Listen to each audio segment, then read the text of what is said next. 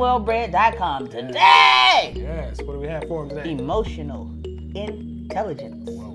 What's your EQ score? What's your score?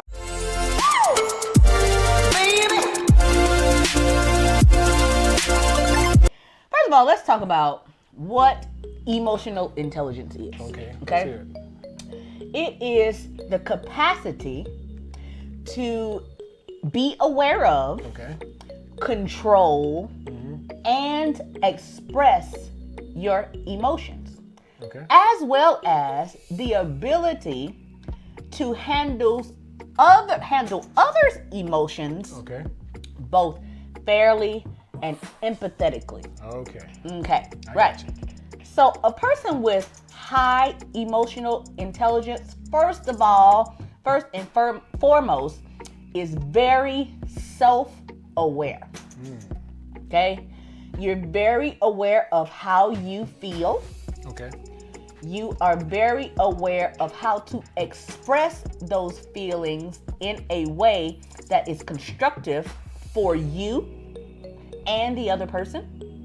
Right? Okay. And you also have the ability to control it.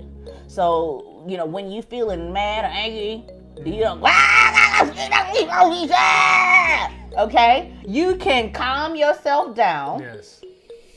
think before you speak, and express your emotions calmly. Okay, that does a couple of things. Sure. It helps the other person to calm their defenses. If you're speaking calmly, rationally, it helps the other person to come off of their defenses a little bit. Okay? Yeah. Then it also helps the communication level between the two people. They're able to hear what you're trying to say to them, and then you're able to respond to them in kind. We don't teach that in our community, though. We just haven't done that. This is something that really needs to be done. I mean, you think about it. A lot of our kids, bullying. Just think about bullying. Mm-hmm. Bullying has to do with kids who are not emotionally in touch with themselves. Absolutely. And so they react out of anger. And they bully. They're not empathetic. But they react out of anger because that's what they see. True. True. True. They behave how people around them behave. I know this to be true because I came up the same way. People around me didn't so much yell, but the people in school and things like that always were yelling and hollering and screaming with each other. Yeah. Right? So you had to learn how to cope. You had to be the biggest, baddest yeller in the joint. In order to survive. But in my household, though there was not yelling and screaming, there was not high levels of emotional intelligence because nobody was able to express their emotions and feelings at all, let alone calmly or being able to control one's emotions. In a way that one could not even express their emotions. Okay. Right. It wasn't an environment that was conducive for expressing one's emotions. Okay. So as I came up, I didn't know how to express my emotions in a way that was that another person can hear it without being defensive. I came into a situation where if I was angry about something, if I was sad about something, I approached it like a lawyer. I came in the courtroom to win, child. I came there to slaughter. This is true. Okay? Because that was the environment that I grew up in. It was kill or be killed. But there is another way to do things, right? And not only is there another way, it is a more effective way to do things. Yes, and it helps you to, to navigate the waters when you're dealing with somebody. Being able to communicate with somebody on a calm, rational level, you're able to get your point across, and they're able to hear what you're saying. If all you're doing is yelling at someone, they're just going to yell in return. That emotion is going to come out to them, and they're going to respond in kind. And nobody hears a thing that the other person is saying. No. Right? So therefore, you don't have effective communication, which is a part of high emotional intelligence, to be able to communicate effectively. This is true. You see what I'm saying? This is true. Now, you also have to be aware of the other person's feelings. This is something that, you have to be empathetic to their feelings. You have to have some type of feeling of, I sympathize with you. Right? Yeah. And you have to be fair in your response to their feelings. As I said, I came in the argument like a lawyer, honey. I came to steal, kill, and destroy. Eat or be eaten. Okay? And I was not leaving the joint until I won. You understand? But as I became older, I had to understand that is not effective. Yes. Okay?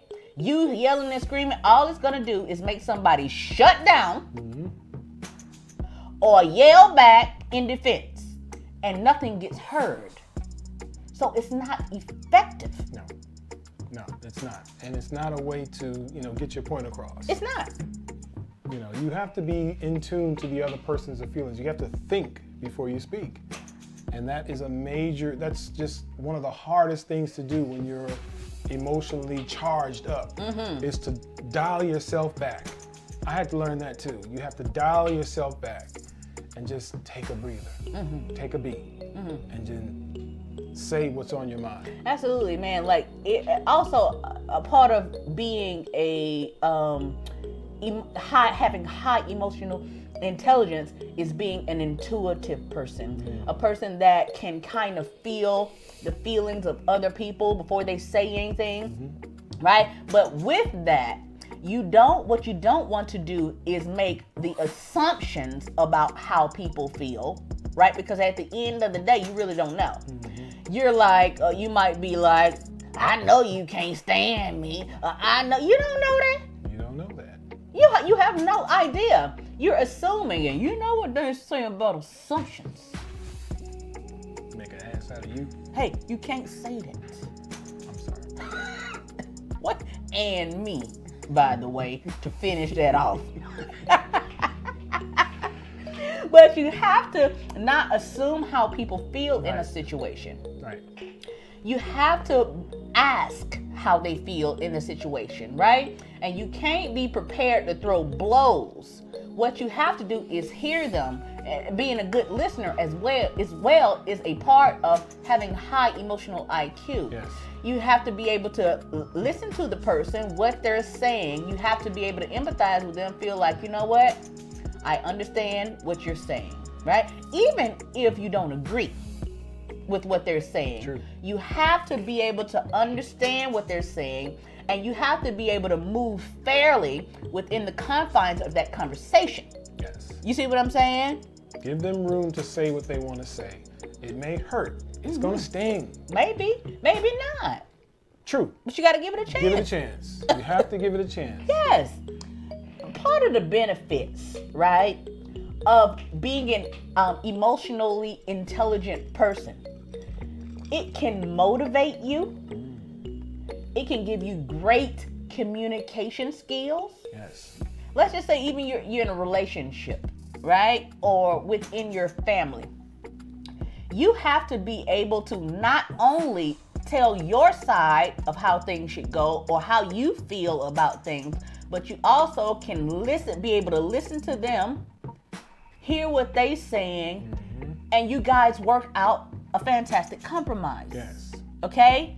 And another part of that is being able to read a situation when it's about to go left. Okay? You got to be able to read when something is about to go left. And part of that is being a good listener. You cannot talk all of the time. The part of being a good listener, it helps you to become a great communicator, but it also helps you to learn how the other person is feeling, True. how other situations may play out. Being a good listener is a part of this whole situation, right? true. And even if you're in business, for instance, say you need to negotiate a deal, or you need to negotiate a deal at home. Being a person with high emotional IQ, you're going to be able to negotiate those deals True. between whoever you work. Because look, negotiation is not a war. No. Negotiation is about going into the situation, trying to get the most of what you want, but also knowing that you have to satisfy the person on the other end of the deal. That's it. It's a constant negotiation. Constant. Everything is a constant negotiation. Yes. Between you and your children, between you and your partner or your spouse, with your coworkers at work, with your boss, with your business. Absolutely. All of it is negotiation. And you got to get skilled in that area. You have to. Otherwise, you are going to be looking like a fool because you're not going to know how to address the situation properly. You'll miss an opportunity. You'll be reacting out of, a low emotional IQ, when if you're in tuned, you can say, oh, okay, I see what's going on. I see what's happening. And you can quickly adjust and navigate the water. You can quickly turn that thing around in your favor. Okay?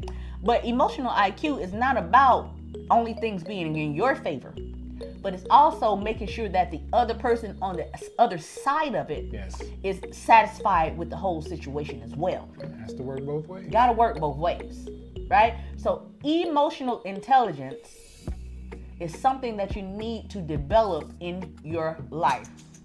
First thing, become self-aware. Yes. Become in tune with your emotions. Yes. Be able to control them when need be, and being able to express them in a constructive manner. Yes. The other side of that is being able to do the same for others, and being able to sympathize, empathize, and be fair Yes.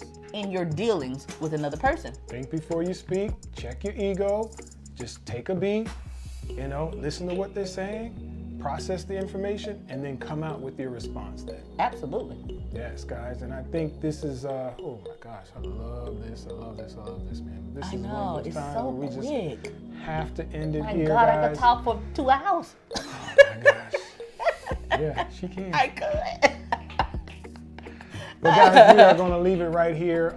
If you have any comments, any ideas, any thoughts about what you heard, good, bad, or indifferent, leave it in the comments box below. Absolutely, guys, and you can get beautiful accessories like the ones that I am wearing, and you can support us at www.urbanwellbred.com. That's right. And guys, please don't forget to like, and share.